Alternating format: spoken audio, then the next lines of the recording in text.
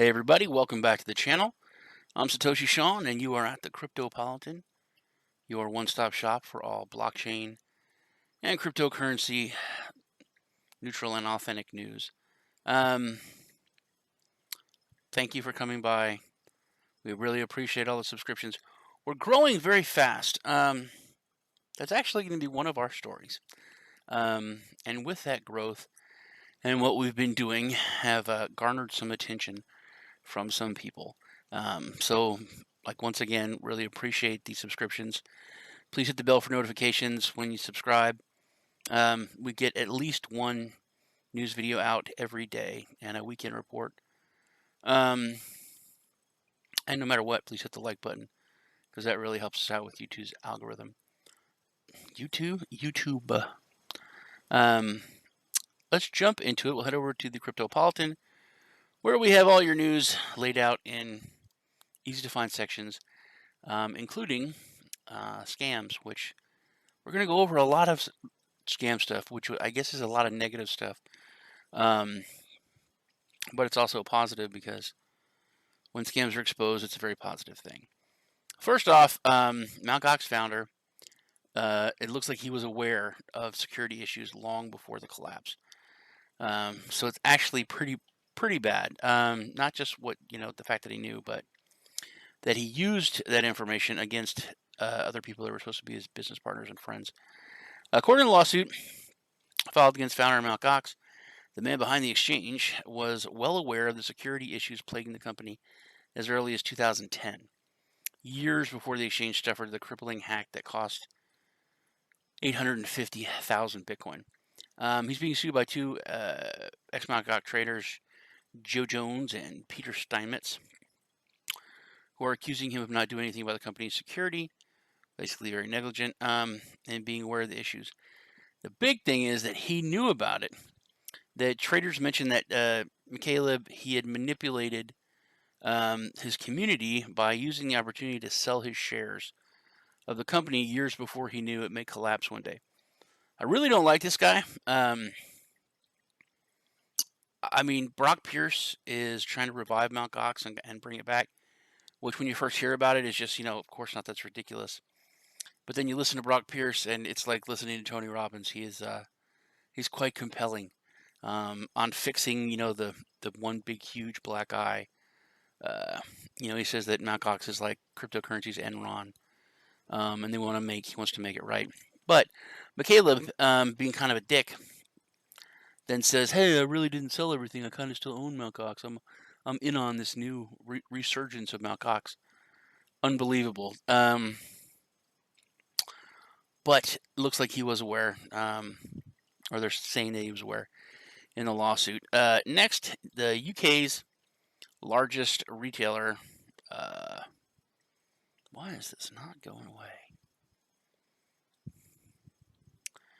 You can go to Coin Analysis. We have a section on that. Really seems to want me to check that. There we go. Check it out. We have all the top cryptos there, and those are updated constantly. UK's largest retailer, Tesco, falls prey to a hack for a Bitcoin scam. It's a little funny. I mean, it's not funny, but it's funny how stupid scammers are. And now that Bitcoin's going up in price, and scams are worth more again, they're really coming out of the woodwork. The Twitter bots are back. Send us 1 ETH and we'll send you back 2 ETH, and this and all that's coming back. You're getting bombarded on Telegram with the little, "Hi, how you doing? I work for a cryptocurrency betting site.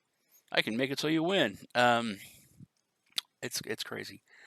But so the hackers took over Tesco's Twitter account, and then they they pretended to be Bill Gates, and spammed their they have like over half a million subscribers or followers on their Twitter.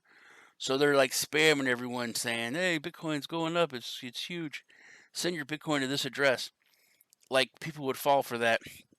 But I am constantly surprised at how stupid or greedy people are. So I always end up getting screwed. But they put up a pinned post that obviously was a scam. Don't do anything. And out of the 500,000 plus people, not one person fell for the scam. So that is good news. But it's hilarious that they pretended to be Bill Gates. More good news. Switzerland's leading stock exchange, SIX, wants a stablecoin. According to the latest development in the crypto space, Switzerland's central bank is being requested to launch a stablecoin by the Zurich-based SIX Swiss exchange. The SIX Swiss exchange, I wonder if Swiss kids say that instead of like Sandy sells, she sells by the seashore, and Peter Piper picked a peck of pickled peppers. SIX Swiss exchange, and Switzerland's leading stock exchange. The exchange's key stock market index is the SMI, or the Swiss Market Index, or Blue Chip Index. Now, during the 2019 Crypto Valley Blockchain Conference, which I went over quite a few times in some past news stories over this month, SIX stated upcoming trading platform SDX will enable users to use digital assets as a means of payment settlement. Furthermore, the fiat currency could be swapped by SIX's forthcoming digital platform. So that's one of the reasons why they want the stablecoin. Pretty cool. Switzerland, I think they have technically an ETF already. I know we're wanting that in America really so bad, but they've had it for a while now. Nobody seems to go up, that thinks it's that big of a deal. This is a very long article, very detailed article, laying out a lot of things that they think is wrong with LeToken. It's one of the things that we went over with the Mobu thing, that they have people on their site that say that they're not connected with the project and they want to be taken off the site as team members or advisors, stuff like that. Rainier Press, urgent important. Could you please explain why you list my name on your website without asking me, without my approval? I noticed you use my name and put my name on your website without me knowing my approval. Please immediately delete my name from your website and ICO. I never agreed, nor was asked for permission. There he is, Michael Precis. We've went over this, like I said, with Mobu and me. I have advised on a lot of ICOs. I've been on the team with quite a few projects, and your reputation is very, very important. But it's very easy, especially when there's so many ICOs and so many projects. They can just throw something up there, and if you don't know, if someone doesn't tell you, and you're not made aware of it, you don't know. If people just look at it, see your name, like, oh, okay. But I know with LeToken, having been in the space and been connected with projects, their hound dogs are huge. They're bird dogs. Like, you'll get constant emails, constant connection requests on LinkedIn. I'm sure they have some kind of affiliate program or something where if anyone gets an ICO, an IEO, any kind of listing, they get a chunk of it. Because there's so many people that are always trying to reach out to me about getting listed on the exchange.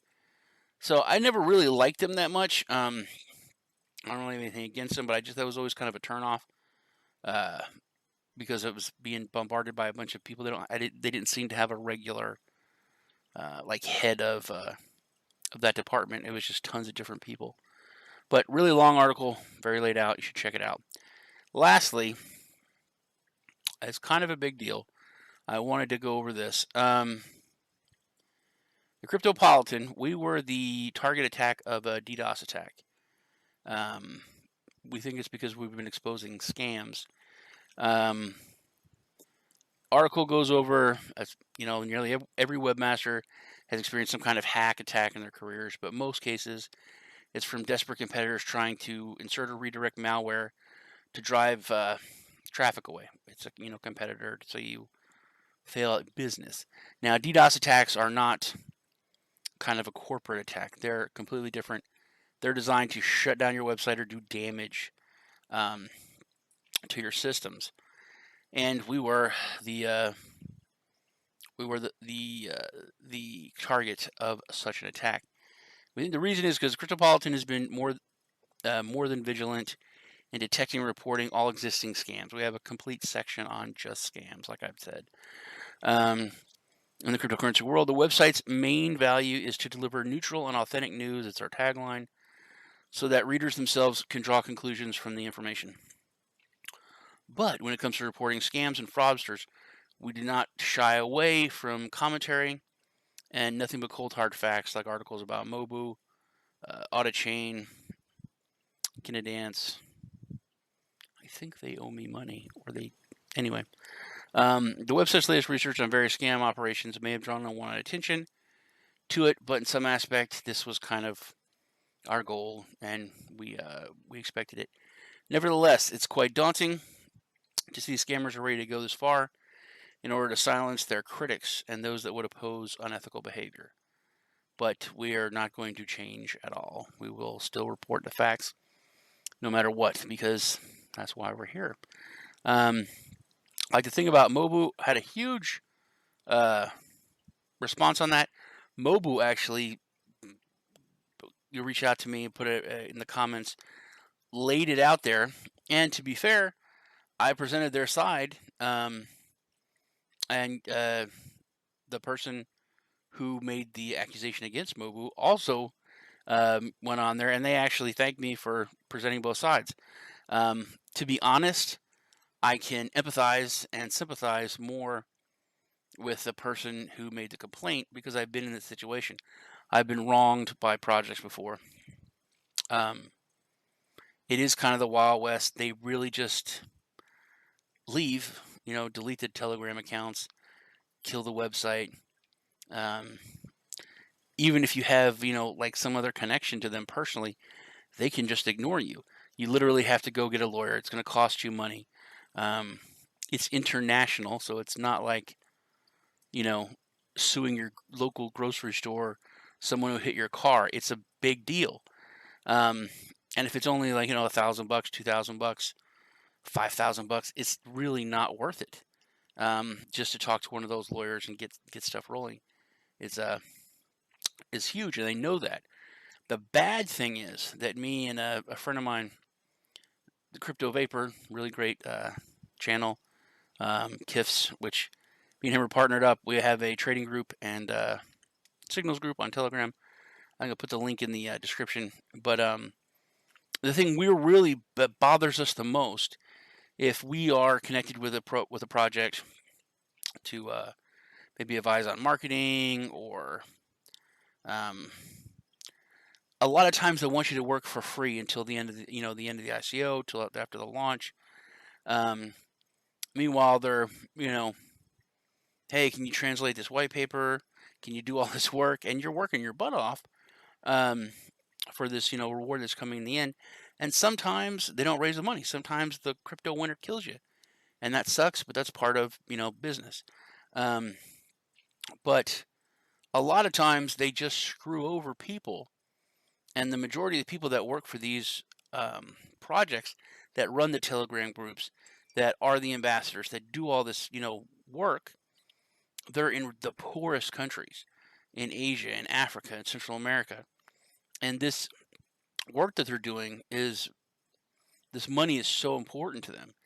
Even though it's only $500 or $300 or something like that, it's a big deal. On one of the last projects we worked on, and we worked on this project for a long time, and I still think it's a great project, but they screwed us. There was a girl in, I think, Singapore or the Philippines, but she put off her wedding to get paid because this like $2,000 I think she was going to get was such a huge difference in her life. It would allow them to get started in their their new life. They'd have a honeymoon, and then they didn't pay, they didn't pay anyone, and they actually changed the white paper afterwards, saying that because we had already held off for 6 months, but they put in the white paper that we would hold off for another 6 months as a favor, without asking anyone. They just said that, and then locked everyone else's tokens up for another 6 months, which is totally unfair. But what are these people going to do? Like I made the original point. Anyway, I'm back to the story. So we've been DDoS attacked. We had some problems with the site. If you had trouble connecting, we're very sorry. We got everything fixed. You can still see there's no video to click on where the computer voice reads it for you. So you have to depend on me if you want to hear any of these stories. But you can go over there and read. Go over to the Cryptopolitan and read. That's about it. I really do appreciate you. Please hit that like button. Crush it. It means a lot, like I said. If it is your first time here, make sure you hit the subscribe button and the bell for notifications. I'm Satoshi Sean. You guys take care. I'll see you in the next video.